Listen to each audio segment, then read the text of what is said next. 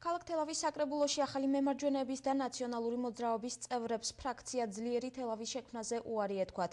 მიზეზი კი ადგილობრივი თვითმმართველობის კოდექსის 30-ე მუხლი იყო, რომელიც ამბობს, რომ ერთი და იმავე პოლიტიკური პარტიის წევრებს უფლება აქვთ გაერთიანდნენ მხოლოდ ერთსა და იმავე ფრაქციაში.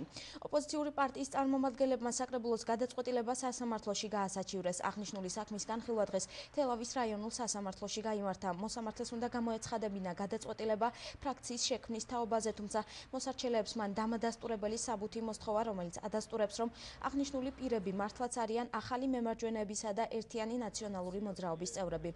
მომდევნო პროცესი 26 იანვარს ჩაინიშნა.